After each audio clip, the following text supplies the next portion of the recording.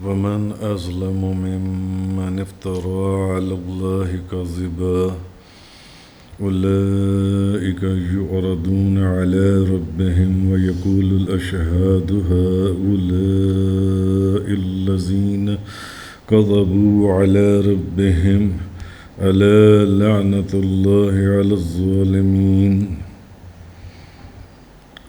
آج سورہ ہود آیت نمبر 18 سے بیان ہے، اور اس سے بڑھ کر ظالم جو اللہ پر جھوٹا بہتان تراشے، یہ لوگ اپنے رب کے سامنے پیش کیے جائیں گے اور تمام گواہ یہ کہیں گے کہ یہی وہ لوگ ہیں جنہوں نے اپنے رب پر جھوٹ باندھا تھا۔ تو سنو، ظالموں پر اللہ کی لعنت ہو۔ الذين يصدون عن سبيل الله ويبغونها عوجا وهم بالآخرة هم كافرون۔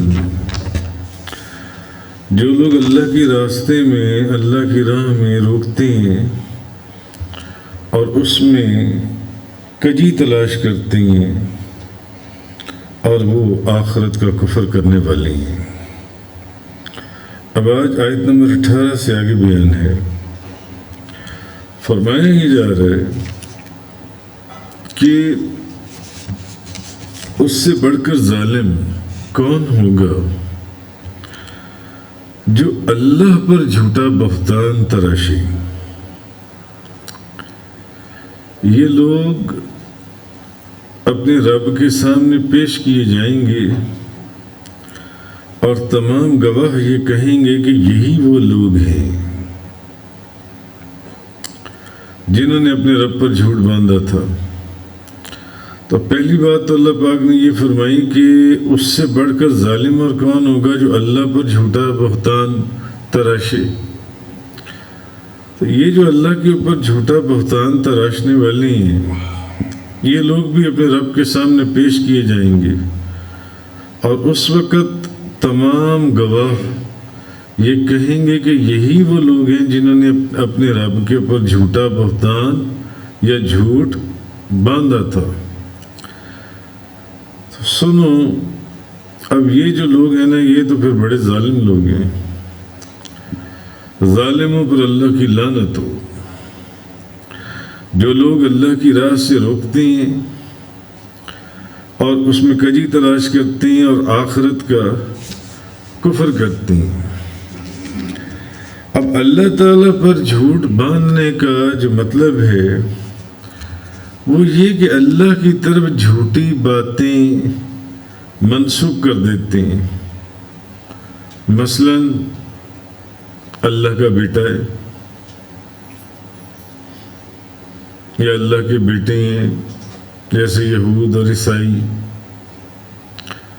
یا فلاں اس کا شریک ہے، اللہ پر جھوٹ باندھتے ہیں۔ یا جیسے نبی پاک صلی اللہ علیہ وسلم کی بارگاہ میں گستاخی اور بے ادبی کرتے تھے کہ یہ جو کلام آپ لے کر آئی ہیں یہ آپ کا کلام ہی نہیں ہے، یہ تو کلام ہی اللہ کے سوا کسی اور کا ہے، یہ تو آپ نے خود سے کلام بنایا ہے، کہیں سے پڑھا ہے یا کہیں سے سنا ہے۔ اور جو اللہ کا کلام نہیں وہ کہہ دیا کہ یہ اللہ کا کلام ہے، اپنی باتوں کو کہ یہ اللہ کا کلام ہے۔ جیسے کہ پیچھے آپ پڑھ آئی ہیں کہ جو بعض چیزیں اللہ نے حلال کی تھیں کہتے تھے کہ یہ تو اللہ نے حرام کی ہیں، اور جو اللہ نے حرام کی تھیں کہتے تھے یہ اللہ نے حلال کی ہیں۔ یعنی یہ وہ لوگ ہیں جو اللہ کے اوپر جھوٹ باندھیں گے۔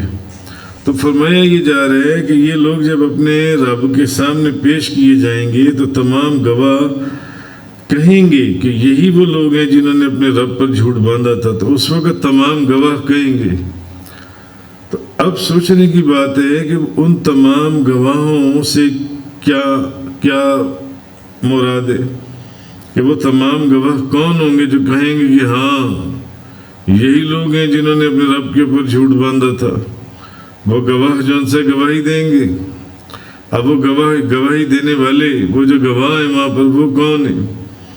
اب وہ گواہوں کی تو بات آگے آتی ہے، مگر آگے فرمایا کہ سنو یہ جو جھوٹی باتیں کرتے ہیں، کچھ نبی پاک صلی اللہ علیہ وسلم کو کہتے ہیں کہ اللہ کا کلام نہیں ہے، اور کچھ کہتے ہیں کہ جو اپنی طرف سے باتیں ہیں کہ یہ حلال کو حرام اور حرام کو حلال یہ اللہ کا کلام ہے، اور پھر کہ اللہ کے بیٹے ہیں، اللہ کا بیٹا ہے یا اللہ کے شریک ہیں، یہ بت جانسی ہیں، یہ بھی اللہ کے ساتھ شریک ہیں ہماری عبادت کے اندر. تو یہ وہ لوگ ہیں.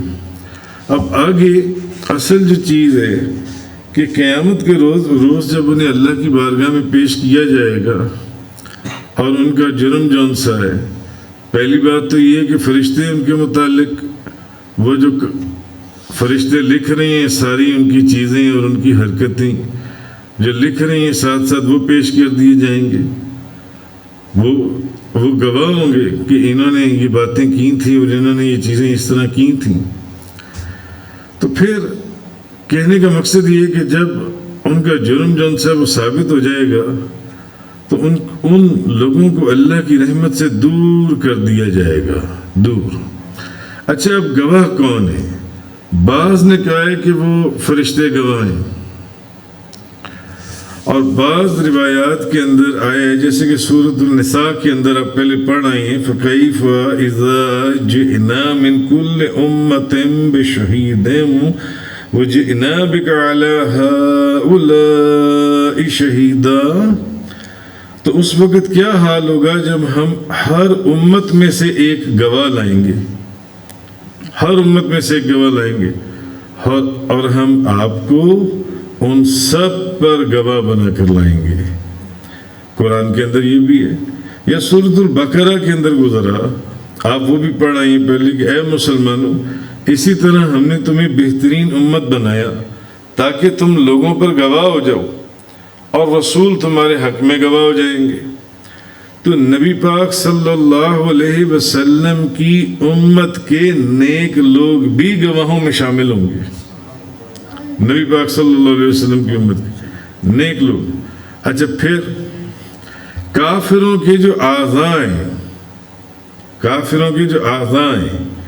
ان کی زبانیں قرآن اس کی بھی تصدیق کر کے ان کی زبانیں، ان کے ہاتھ اور ان کے پاؤں بھی ان کے خلاف گواہی دیں گے قیامت والے دن.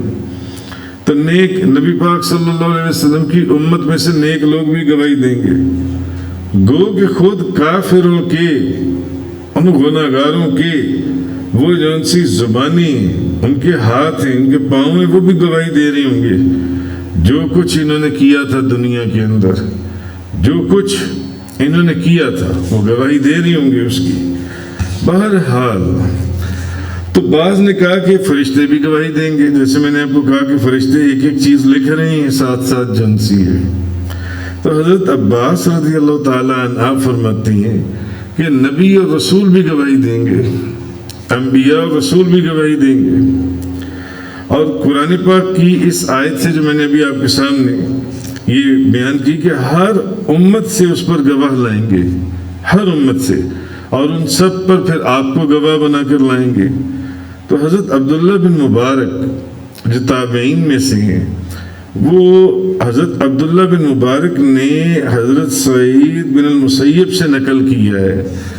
وہ کہتے ہیں یعنی جو امت نبی کریم صلی اللہ علیہ وسلم کی امت جو ہر روز نبی پاک صلی اللہ علیہ وسلم کی امت صبح اور شام نبی پاک صلی اللہ علیہ وسلم کے اوپر پیش کی جاتی ہے. نبی پاک صلی اللہ علیہ وسلم کی امت نبی پاک صلی اللہ علیہ وسلم پر صبح اور شام پیش کی جاتی ہے. اور حضور نبی کریم صلی اللہ علیہ وسلم اپنی جب امت کو پیش کیا جاتا ہے تو ان کو ان کے چہروں سے پہچانتے ہیں. حضور ان کو ان کے چہروں سے پہچانتے ہیں، اور ان کے اعمال کی وجہ سے بھی حضور انہیں پہچانتے ہیں کہ کون کس کے کیا اعمال ہیں. حضور چہروں سے بھی پہچانتے ہیں، حضور چہروں سے بھی پہچانتے ہیں کہ یہ نمازی ہے، یہ حاجی ہے، یہ حافظ قرآن ہے، یہ شرابی ہے، یہ چور ہے۔ حضور چہروں، حضور اور ان کے اعمال سے بھی حضور پہچانتے ہیں۔ نبی پاک صلی اللہ علیہ وسلم کی امت جون سی ہے، صبح شام حضور کے پر پیش کی جاتی ہے، یہ جو حدیث میں نے آپ کے سامنے بیان کی۔ تو اس لیے قیامت کے دن آپ ان پر گواہی دیں گے۔ نبی پاک صلی اللہ علیہ وسلم آپ بھی گواہی دیں گے، جیسے گناہگاروں کے ہاتھ پاؤں، ان کی زبانیں تو گواہی دیں گی، حضور کی امت کے نیک لوگ بھی گواہی دیں گے، اور نبی اور رسول بھی گواہی دیں گے، اور نبیوں اور رسولوں کے تاجدار بھی گواہی دیں گے۔ کیسے؟ کیونکہ حضور کے اوپر ان کی امت جون سی ہے صبح اور شام پیش کی جاتی ہے۔ حضور ان کو ان کے چہروں سے پہچانتے ہیں، حضور ان کو ان کے اعمال سے پہچانتے ہیں۔ نبی پاک صلی اللہ علیہ وسلم تو کہا یہ جا رہا ہے کہ خدا نخواستہ، اب آپ ایک بات یہ دیکھیں کہ مجرموں کو یا نافرمانوں کو جب نبی کریم صلی اللہ علیہ وسلم کی بارگاہ میں پیش کیا جائے، نبی کریم صلی اللہ علیہ بارگاہ رسالت میں پیش کیے جائیں، تو یہ کتنے دکھ اور افسوس کی بات ہے کہ نبی پاک صلی اللہ علیہ وسلم معاذ اللہ استغفر اللہ خدا نخواستہ ہمارے اعمال کو دیکھیں، کیونکہ حضور ہمیں ہمارے اعمال سے پہچانتے ہیں۔ تو آپ کے دل اقدس کو تکلیف ہو، آپ کو دکھ ہو یا آپ کو رنج ہو نبی کریم صلی اللہ علیہ وسلم کو کہ جو عمر بھر ہماری بخشش اور مغفرت کے لیے سجدوں میں رہے، اور آنکھوں سے جن کی بے مثل اور نورانی آنکھوں سے ہمارے لیے آنسو بہتے رہے کہ ان کی بخشش ہو جائے، ان کی مغفرت ہو جائے، تو پھر جب وہ قیامت والے دن خدا نخواستہ کہ ہمیں ان کی بارگاہ میں اس حیثیت سے مجرموں کی حیثیت سے پیش کیا جائے خدا نخواستہ، تو کیا آپ کے دل اقدس کو تکلیف نہیں ہوگی، پریشانی نہیں ہوگی؟ تو بہرحال تو بعض نے کہا ایک حضور غوث اعظم شیخ عبد القادر جیلانی کا واقعہ آتا ہے، مگر ایک بعض تفسیروں میں لکھا ہے کہ خواجہ خواجگان حضرت بہاؤالدین نقشبند رضی اللہ تعالی عنہ کا یہ واقعہ ہے۔ بہرحال جو بھی بزرگ ہیں، حضور غوث اعظم ہیں یا خواجہ خواجگان حضرت بہاؤالدین نقشبند ہیں، تو وہ جب حج کے لیے گئے نا تو کعبۃ اللہ کی دیواریں پکڑ کر، کعبۃ اللہ کے دروازے کی دہلیز کو پکڑ کر تو زار و کتار پھوٹ کر روئے اور اپنی معافی اور آخر پر کہنے لگے یا اللہ، اگر میری اعمال تیری بارگاہ میں مقبول نہ ہوئے، اگر میرے اعمال تیری بارگاہ میں مقبول نہ ہوئے، تو پھر مجھے قیامت والے دن نابینا کر اٹھانا، اندھا کر اٹھانا، مجھے نابینا کر اٹھانا، تاکہ تیرے محبوب کی بارگاہ میں، تیرے محبوب کی نگاہوں سے میری آنکھیں جون سی ہیں آمنا سامنا نہ ہو سکے تیرے محبوب کی بارگاہ کے اندر۔ تو اسی کو علامہ اقبال نے فرمایا تھا نا، تو غنی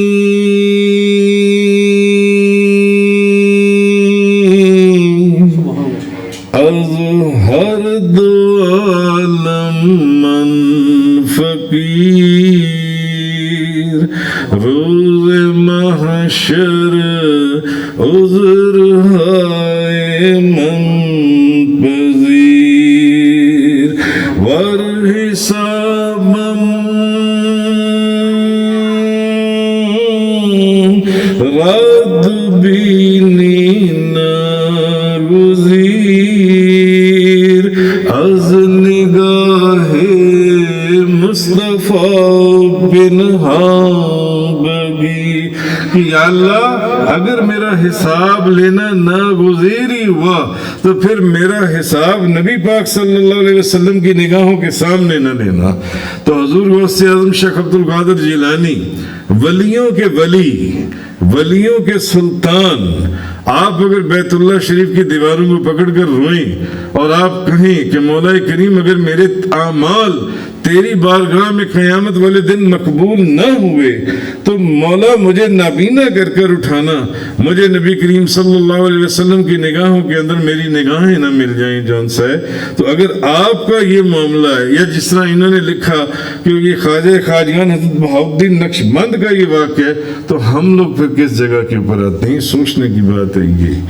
تو کہنے کا مقصد یہ ہے کہ یہ اللہ تعالیٰ ہمیں اس کیفیت سے محفوظ رکھے۔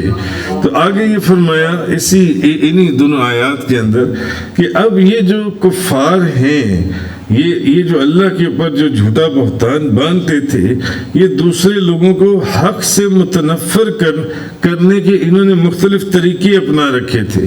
اور یہ کرتے کیا تھے؟ ان میں سے بعض لوگ ایسے تھے جو حق کو بیان تو کرتے تھے مگر اس طرح اپنی طرف سے حق کو بیان کر رہے ہیں، مگر اتنا توڑ موڑ کر بیان کرتے تھے تاکہ لوگوں کے دلوں میں اسلام کی محبت اجاگر ہونے کی بجائے اسلام سے بیزاری پیدا ہو جائے۔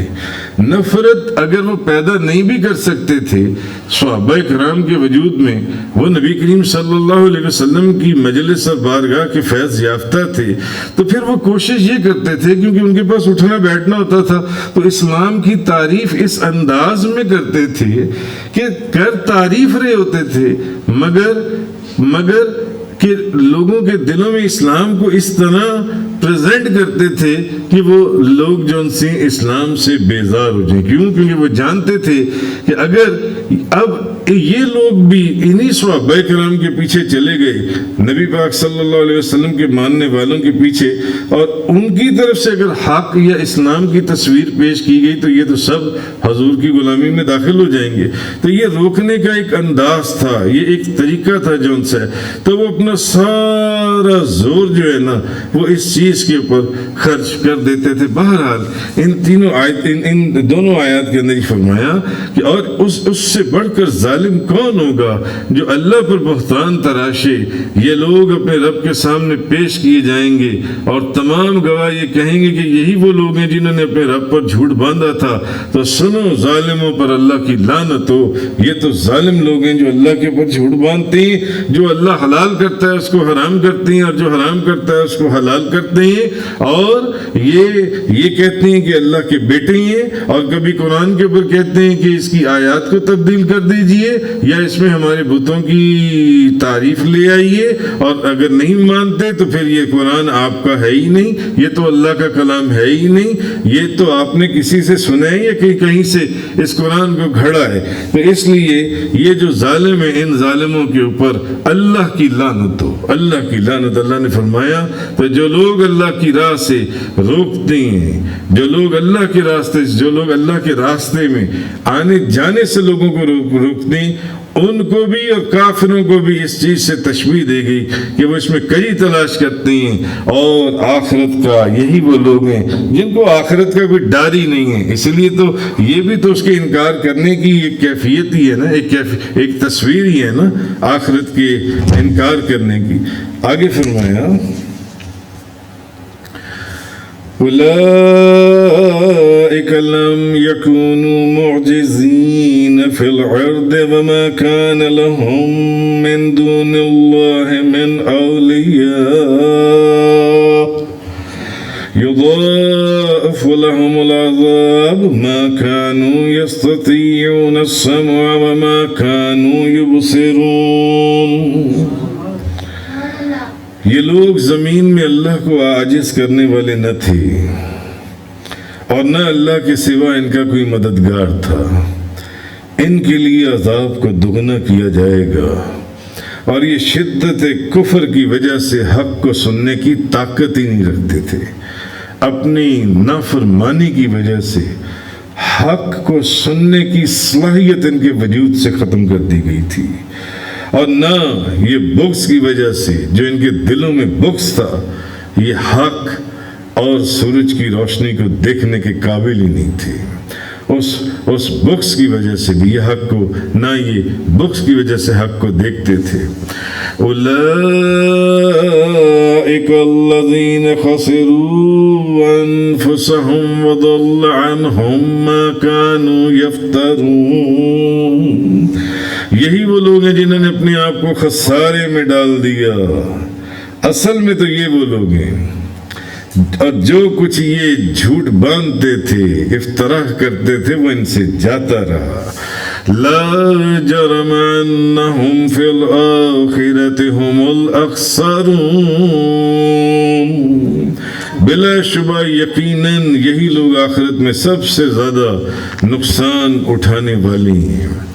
اب کہا یہ کہ یہ لوگ زمین میں اللہ کو عاجز کرنے والے نہ تھے کہ یہ اللہ کو عاجز کر دیتے، اور نہ اللہ کے سوا کوئی ان کا مددگار تھا۔ اصل تو ہر چیز میں مدد اللہ کی ہے، تو ان کے لیے عذاب کو دگنا کیا جائے گا۔ یہ وہ لوگ ہیں جن کے لیے ڈبل عذاب ہوگا، یہ شدت کفر کی وجہ سے اور بغض کی وجہ سے یہ حق کو سننے کی طاقت نہیں رکھتے تھے، اور نہ یہ بغض کی وجہ سے حق کو دیکھتے تھے۔ تو یہی وہ لوگ ہیں جنہوں نے اپنے آپ کو خسارے میں ڈال دیا، اور جو کچھ یہ افتراء کرتے تھے وہ ان سے جاتا رہا۔ بلا شبہ یقیناً یہی لوگ آخرت میں سب سے زیادہ نقصان اٹھانے والی ہیں۔ اب اللہ تعالیٰ نے اس سے پچھلی دونوں آیتوں میں کفار مکہ کی 7 وجہیں بیان کی تھی مذمت کی، جن سی ہے ان کی جن سی ہے کہ ایک تو یہ کہ وہ اللہ تعالیٰ پر جھوٹ باندھتے تھے جن سے، دوسرا یہ کہ وہ ذلت اور رسوائی کے ساتھ اللہ کے سامنے پیش کیے جائیں گے، تیسرا یہ کہ تمام گواہ جو ہیں وہ ان کے خلاف گواہی دیں گے کہ انہوں نے اپنے رابوں پر جھوٹ باندھا تھا، چوتھا یہ کہ اللہ تعالیٰ نے ان کے اوپر لعنت فرمائی، اللہ نے ان پر لعنت فرمائی، پانچواں یہ کہ وہ لوگوں کو اللہ کے راستے سے روکتے تھے، وہ حق کی طرف لوگوں کو آنے سے روکتے تھے، اور لوگوں کے دلوں میں اسلام کے خلاف غلط باتیں یا شک ڈالتے تھے، اور وہ آخرت کا انکار کرتے تھے۔ اب آگے ان کو یہ فرمایا، اگلی آیتوں میں یہ فرمایا کہ وہ اللہ کے عذاب سے بھاگ نہیں سکیں گے۔ یہ بات سمجھ لو پہلی جن سے یہ کہ وہ بھاگ نہیں سکتے، اور اللہ کے عذاب سے بچانے کے لیے ان کا کوئی مددگار بھی نہیں ہوگا، اور ان کا عذاب بھی دگنا کیا جائے گا، اور ان میں حق کو سمجھنے کی صلاحیت طاقت ہی نہیں رہے گی جن سی ہے۔ اور اللہ کی عبادت کے بدلے میں یہ وہ لوگ ہیں جنہوں نے بتوں کی عبادت کو خرید لیا، تو یہ گھاٹے اور خسارے میں چلے گئے، اور انہوں نے دنیا کے بدلے میں فروخت کر دیا، کس کو؟ دین کو۔ انہوں نے دین کو دنیا کے بدلے میں فروخت کر دیا، اور اس میں ان کو دنیا میں گھاٹا ہوا، تو انہوں نے عزت والی چیز کو دے کر ذلت والی چیز کو لے لیا، اور آخرت کا خسارہ یہ ہے کہ وہ ذلت والی چیز بھی ضائع اور ہلاک ہوگی، اور اس کا کوئی اثر باقی نہ رہا۔ کہنے کا مقصد یہ وہ لوگ ہیں جو دنیا میں اور آخرت میں بھی ذلیل و خوار ہوں گے، اور انہوں نے نفس ایک بہترین ایک اچھی ایک نفیس چیز جون سی ہے وہ دے کر انہوں نے ایک بری چیز جون سی ہے اس کو لے لیا، اور اس کا نقصان لازم جون سے وہ ان کو ملے گا جون سے۔ آگے اس میں فرمایا یہ کہ ہماری نافرمانی اور اس دین سے کھلی دشمنی جون سی ہے، تو یہ سوچتے ہیں یہ چند دن کی جو دنیاوی زندگی ہے، ذلیل تو یہ یہاں پر بھی ہوئے، مگر کہا کرتے تھے نا کہ ہمارے پاس تو دولت کے بڑے انبار ہیں، ہمارے پاس تو بڑی بادشاہت ہے، ہمارے پاس تو بڑے محال ہیں، تو مگر ذلیل تو یہ اس دنیا میں بھی ہوئے، مگر کیا یہ سمجھتے ہیں کہ یہ دولت اور یہ شان و شوکت سدا ان کے ساتھ رہے گی؟ نہیں، یہ ختم ہو جائے گی۔ یہ سمجھتے ہیں کہ یہ اس کو عاجز کر دیں گے، اور یہ اپنی من مانی کریں گے، یہ سمجھتے ہیں کہ یہ بہت زبردست اور طاقتور ہیں۔ اصل میں اللہ پاک فرما رہا ہے کہ اگر نمرود جیسے بادشاہ کو ایک مچھر سے ہم درست کروا سکتے ہیں تو تمہاری اوقات کیا ہے؟ ایک مچھر سے، جس کا ذکر آگے آئے گا قرآن کریم کے اندر، تو تمہاری حیثیت کیا ہے جن سے؟ تو یہ چیز ان لوگوں کو بتائی گئی. تو اللہ پر جھوٹ باندھنے کا مطلب یہ ہے کہ وہ اللہ کی طرف جھوٹی باتیں من گھڑت منسوب کرتے تھے، جو میں نے آپ لوگوں کو بتایا کہ اس کا کوئی بیٹا ہے یا اس کا کوئی شریک ہے، اس طرح کی چیزیں بھی یہ باتیں کرتے تھے جو پیچھے ذکر ہوا. تو یہ ان کو اللہ تعالیٰ ایک ڈھیل دے رہا ہے کہ یہ جتنی نافرمانیاں کر سکتی ہیں نافرمانیاں کر لیں، مگر جب اللہ کا عذاب ان کو گرفتار کرے گا تو ان کو پتہ بھی نہیں چلے گا کہ ان کے ساتھ ہوا کیا ہے. وہ کان بہرے ہو گئے، وہ آنکھیں اندھی ہو گئی جو ان سی ہیں، جو حق کو دیکھ سکتی تھیں، اور مگر ان کے سارے منصوبے دھرے کے دھرے رہ جائیں گے. اور یہ جن اپنے معبودوں سے بخشش اور نجات کی توقع رکھتی ہیں، وہ ان کے سارے معبود ان کے سامنے خاک میں مل جائیں گے. ان کو معلوم ہی نہیں ہے جن کو یہ میرا شریک بنائے بیٹھے ہیں، اور یہ آنکھیں پھاڑتے ہوئے دیکھتے رہ جائیں گے کہ جب ان کے معبودوں کا جن کو یہ معبود مانتے تھے نام و نشان بھی نہیں رہے گا.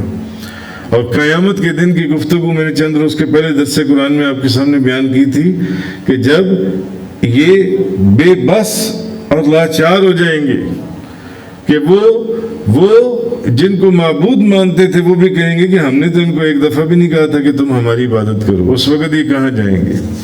تو یہ چیز ان آیات کے اندر اللہ تعالیٰ نے ارشاد فرمائی.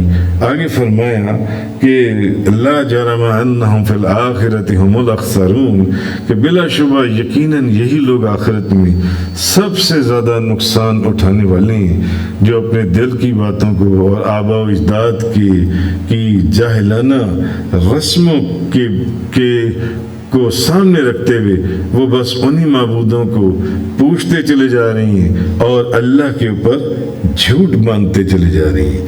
تفسیر قرآن کا یہ لیکچر انگلش میں سننے کے لیے براہ کرم ڈسکرپشن میں موجود لنک پر کلک کریں.